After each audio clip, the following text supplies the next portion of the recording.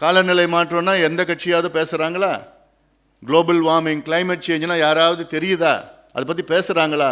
அதனுடைய விளைவுகள் என்னன்னு 20-30 ஆண்டுகளாக சொல்லி வருகிறோம். புகையிலை பொருட்கள் எதிர்த்து இன்னைக்கு சட்டங்கள் எல்லாம் கொண்டு வந்திருக்கிறோம். இதெல்லாம் வேற யாரும் செஞ்சிருக்க முடியாது. எல்லாம் முடிச்சிடறேன். சரி, கிளம்புனா கிளம்புங்க. சட்டசபையில் போய் அங்கே பேசி அப்படியே பதிவு பண்ணி ரெக்கார்டில் வரணும். அது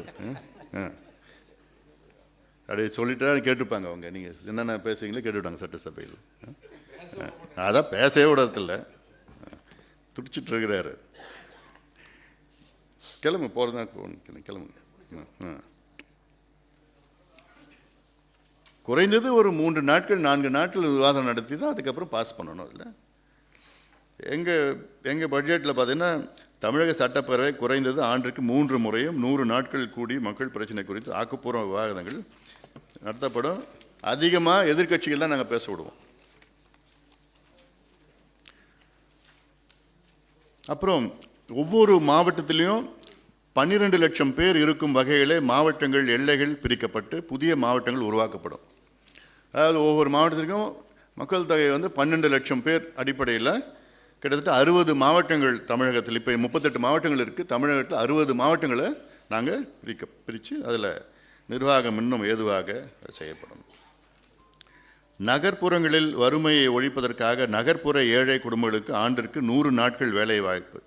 அதாவது கிராமத்தில் இப்போ 100 நாள் வேலைவாய்ப்பு திட்டம் போட்டு நகர்ப்புறத்தில் 100 நாள் வேலைவாய்ப்பு திட்டம். ஏன்னா இங்கே அதிகமாக நகர்ப்புறத்தில், ஏன்னா தமிழ்நாட்டில் இன்றைக்கி பார்த்தீங்கன்னா 54 விழுக்காடு தமிழ்நாட்டில் நகரமயமாக்கி இருக்குது. மக்கள் 54 விழுக்காடு மக்கள் தமிழ்நாடு நகரத்தில் வாழ்ந்துட்டு இருக்கிறாங்க. அவங்களுக்கு இப்போது அதனால் வறுமை அதிகமாக வந்துட்டு இருக்கிறதில்ல. நகரமயமாக்குதல் என்பது வளர்ச்சி, ஒரு மாநிலத்தின் வளர்ச்சி கிடையாது. கிராமத்தில் வேலை இல்லாமல் அவங்க அங்கேருந்து இங்கே வந்துடுறாங்க, நகரத்துக்கு வந்துடுறாங்க. அதனால் அது என்னை பொறுத்த வரைக்கும் வளர்ச்சியாக நான் பார்க்கல நான். அப்புறம் புதிய உயர்கல்வி நிறுவனங்கள், அண்ணா பல்கலைக்கழகம் உயர் சிறப்பு கல்வி நிறுவனமாக அண்ணா யூனிவர்சிட்டி இன்ஸ்டிடியூட் ஆஃப் எமினன்ஸ், அதுக்கப்புறம் அண்ணா யூனிவர்சிட்டி அஃபிலியேஷன் என்ற பல்கலைக்கழகம் உருவாக்கப்படுங்கள். அது இல்லாமல் சென்னை பல்கலைக்கழகம் உயர் சிறப்பு கல்வி நிறுவனமாக தரம் உயர்த்தப்படும். தமிழ்நாட்டில் 5 இடங்களில் ஐஐடிக்கு இணையாக தமிழ்நாடு தொழில்நுட்ப கல்வி நிறுவனம், தமிழ்நாடு இன்ஸ்டிடியூட் ஆஃப் டெக்னாலஜி 5 இடங்களில் அமைக்கப்படும். அப்புறம் வலிமையான லோக் ஆயுக்தா, இதுவும் திமுக அரசு வாக்குறுதி கொடுத்தது. நாங்கள் ஆட்சிக்கு வந்த உடனே நல்ல லோக் ஆயுக்தா கொண்டு வருவோம் என்று. எங்கே இருக்குதா? இல்லை.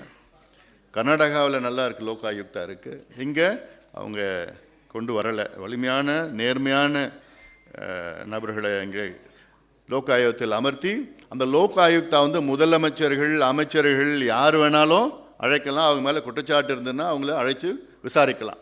முதலமைச்சர் உள்ளிட்ட அனைத்து அதிகாரிகளையும் அந்த லோக் ஆயுக்தா.